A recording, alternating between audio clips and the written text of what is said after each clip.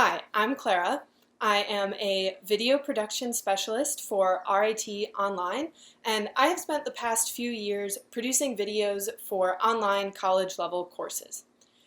If you are watching this video, you are most likely an instructor in a university setting and you need to deliver some course content remotely. In this video, I am going to walk you through some effective practices for recording your course videos when the only equipment that you have available is the webcam built into your laptop. If you have a smartphone, you might want to pause now and consider using that as a high-quality camera instead of your webcam. If you are interested in that, you can check out the other videos in this series I've made that address recording with a smartphone. So let's dive into recording with your webcam. The first thing that you'll need is a piece of video recording software. RIT offers a video editing and recording program called Camtasia, which is free for faculty by going to the Innovative Learning Institute's website and requesting access. It's made by a company called TechSmith, which has produced many tutorial videos on the functions of each individual tool within Camtasia. So I encourage you to look at those if you decide to use Camtasia. There are plenty of other recording and editing programs available, ranging in cost and learning curve, so I encourage you to do some research and choose the one that works best for you. But for these purposes, I'm going to strongly recommend Camtasia. If you want further help on using Camtasia, you can schedule a consult through the Innovative Learning Institute by going to their website. I do want to mention that if you are considering using a web application such as recording yourself in a solo Zoom meeting, I'm going to encourage you to not do that. The reason is that you just don't want to rely on an internet connection for your recording. And the reason is that if that connection is ever weakened or if it breaks, there's a strong possibility that your video either won't get saved or the picture and audio will come out of sync, which means that your speech and your face will not match. So just record right onto your computer and you'll have a much smoother experience.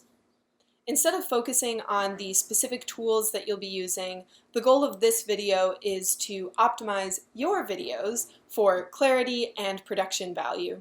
And that'll really show your students that you put some time and effort and care into producing this piece of your course content. You've probably already heard the advice that you need to record in front of a plain background with good lighting. But what does that actually mean? You'll notice that I am recording in my living room with plenty of bookshelves and windows around and behind me, contrary to all of that advice. So why does my video still look good? To understand this, we need to understand a little bit about how webcams work. Your webcam is going to adjust the amount of light that it's letting in based on the ratio of lightness to darkness within the frame. So the key is to have a balanced amount of light. So if you have one area that is excessively bright, such as a window, it will appear as a blank white spot, and everything around it will appear excessively dark. So if you're sitting in front of a window, that means your face will appear in shadow because its relationship to the window is much darker. Alternatively, if you're sitting directly behind a window so that the window is hitting your face and you're too close, your face will appear so bright that it's only white spots with no information in them. So the key here is to use a space that has windows in it so that there's light all around, but don't sit directly in front of that window. Let the light bounce around the space like I've done here so that you have a more balanced view. You just want to make sure that you leave enough space between yourself and that light source, that you don't get any of the shiny white areas known as hot spots. You can see examples of that in the windows that are behind me right now. If you are noticing that you have shiny hot spots on your face, all you have to do is back up. If you don't have any room to back up or you're recording in a room that is generally very dark, sometimes all it takes is throwing some light on the background. That could just mean putting a lamp behind you and making sure that it is hitting the wall instead of pointing towards the camera. Another thing to keep in mind when setting up your space is the position of your webcam relative to your eye level. Frequently, we record videos with our laptops either on our lap or on a desktop surface with the camera pointing up at us, and this is just not a flattering angle for most people. And all it takes to fix this problem is to record on a taller surface. I really like recording on my kitchen island. You may need to raise the computer up a little bit more depending on your height. So there are laptop stands that you can purchase for this purpose, or you can use my personal favorite recording equipment, a stack of books. If you do use a stack of books, just make sure that your computer's fan is still exposed so that it doesn't overheat. You'll also want to be aware of the amount of noise around you. Make sure there aren't any distracting construction sounds or overpowering air conditioning. Low rumbling sounds are worse than quick, sharp sounds. So if you have a screaming kid in the background or a barking dog, that's absolutely fine. You can pause for a moment and wait for the sound to end and pick back up recording later. Or consider leaving in the occasional dog bark. It could help create a more authentic personal connection with your students. The biggest thing to keep in mind when recording your course videos is that you're not trying to replicate the face-to-face lecture experience. Videos are great for building rapport with your students, setting the tone of your course, and giving an overview of one topic at a time. But you'll want to supplement your videos with written material and visual aids to go more in depth.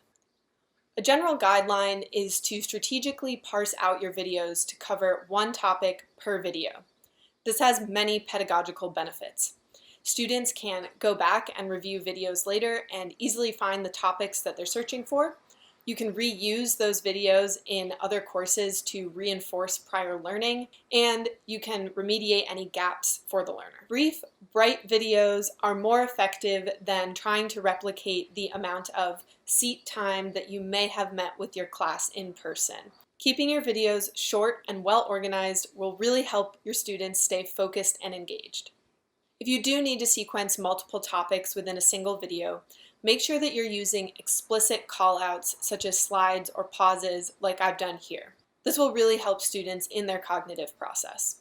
Researchers who have studied learner attention have found that around 6 minutes is when students start to lose focus and drift away. The type of video and what's happening in it does have a huge bearing on this fall-off point. So our recommendation is to aim for 6 minutes, but if your video does need to be 10 to 12 minutes, that's okay. But challenge yourself to see if you might be able to split it into 2 shorter videos. Lastly, you'll probably really want to do some practice runs. Recording alone feels a little unnatural, and that's okay. That's normal. You'll also probably run into some technical issues and need to take time to troubleshoot. That's okay too. It's all part of the process. So plan to throw your first few videos away and go back and re-record them once you've gotten into the rhythm. It's also completely acceptable to record multiple takes and combine the best parts of each one later. No need to memorize and recite your script perfectly. To make recording alone feel a little bit more natural, some people have placed stuffed animals or printouts of their students' faces in their view, or drawn a smiley face on a sticky note and placed that next to their webcam to deliver the lecture to them. So have fun with it and let your passion for the topic shine through.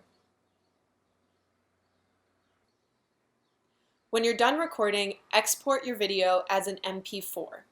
If you're not sure how to do that with the software that you're using, there's most likely extensive documentation already online. Just do a Google search for how to export MP4 using blank. Insert the name of the software that you're using. There are specific reasons for using an MP4, but for now, just trust that this is the best format to use for exporting your video to be placed on a streaming server and later shared with your students.